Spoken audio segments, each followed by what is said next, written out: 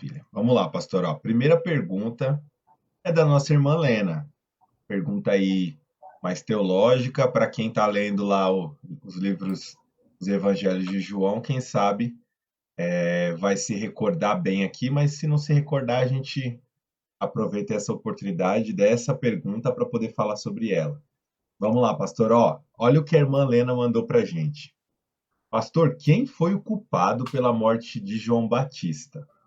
Foi Antipas, por omissão.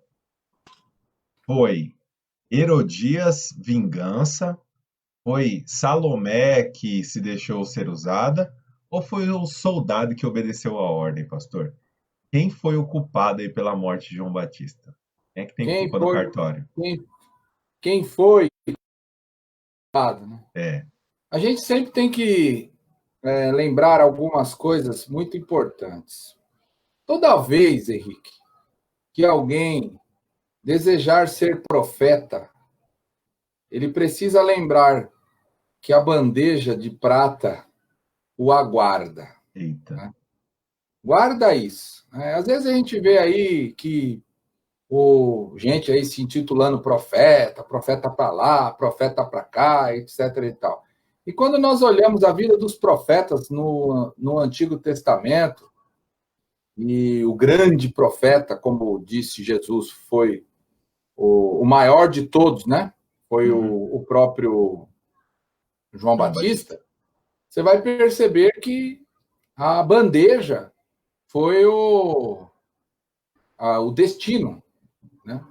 Porque um profeta, ele atua como o representante de Deus na face da terra, trazendo uma mensagem, no geral, é uma mensagem que atua muito mais na área da qualidade mesmo, de refinar, Uhum. de bater da correntinha para cima, chamando o pecado de pecado, dando nome ao pecado, e isso, no geral, vai trazer desconfortos, né, das mais diversas ordens.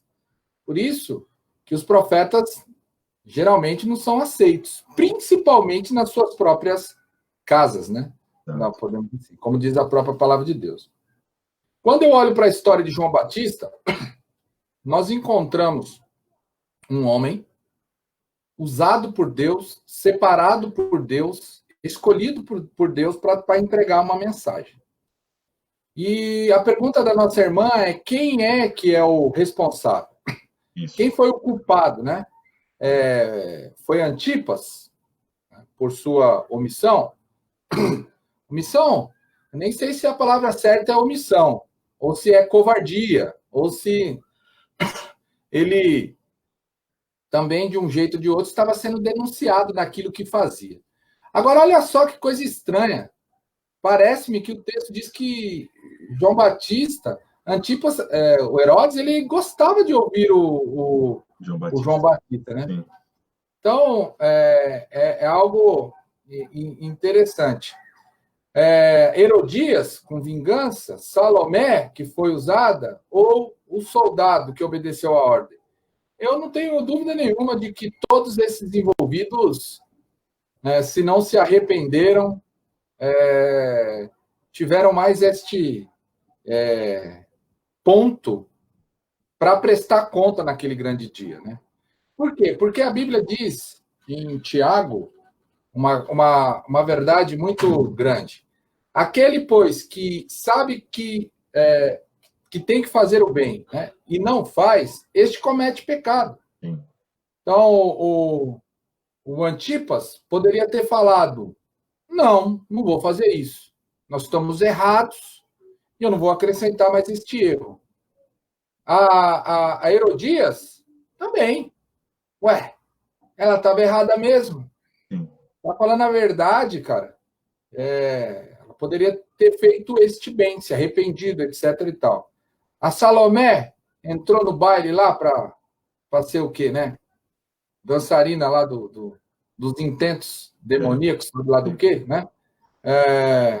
E o soldado que obedece à ordem, porque assim, Nick, eu sou pastor da igreja, eu dou uma ordem para um diácono, para um presbítero.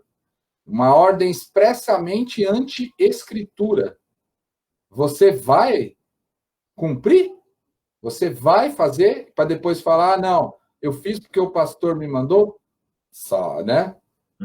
Salvo se você não tem conhecimento, se você não sabe. Mas ali era público, todo mundo sabia que a bronca era por causa do relacionamento espúrio. Então, eu não tenho dúvida em afirmar, com base em Tiago 4,17, que aquele que sabe que tem que fazer o bem e não faz, ele peca. Ele peca. Então, eu colocaria aí todo mundo no pacotão da desesperança, né? Exato. Não, maravilha, maravilha. É interessante, né, pastor? Porque às vezes a pessoa vai dar uma de Adão, né? Vai dar uma de Eva, vai jogar a culpa pro outro, né? Vai virar e falar assim, não, é que foi a mulher, aí a mulher, né? Foi a serpente. Aí, rapaz, pelo amor de Deus, ninguém assume que pecou, né? E aí o pastor tá falando que o profeta, que a pessoa que quer ir trabalhar como profeta, né? Tem que entender que tem uma bandeja de prata, é porque a história de João Batista vai contar que pediram a cabeça dele, literalmente, porque ele disse a verdade, né? Então, aquele que se coloca aí para dizer, saiba que o mundo que ama a mentira, ele odeia a verdade e às vezes ele quer literalmente acabar com aquele que diz a verdade. Sem dúvida. Só lembrando, né? Toda vez que você se posicionar, não espere aplausos. Guarde isso. Não esperem aplausos. E a Bíblia diz que, ai de vós, quando todos, né, vos louvarem. Exato. Assim procederam os pais com os falsos profetas. Com os falsos profetas. Então, no geral, o profeta, ele vai ter a ele reservado uma bandeja. Eu falei de prata, mas é só um requinte, né? Porque lá não fala de prata. Exato. Então, Lena, com base em Tiago 4,17, todos ali envolvidos fizeram o que fizeram de uma forma consciente. Maravilha, pastor. Eu gosto muito da história de João Batista porque ele poderia se exaltar, né? Ele tinha tudo para se exaltar e ele diz que eu diminua e que ele cresça, né? Então, além de estar interessado na verdade, ele estava interessado que não ficassem dando glória a ele de algo que ele não poderia tomar para ele, né? Que era ser Deus, que era ser maior do que não sei quem. E quem vai contar o testemunho dele vai ser o próprio Cristo. Então, é interessante essa história nesse sentido também, que é Jesus que vai dar testemunho dele, vai dizer, olha, ele dos nascidos de mulher, ele foi o maior profeta. Maravilha, pastor. Muito bom, muito bom. Malena, Deus te abençoe.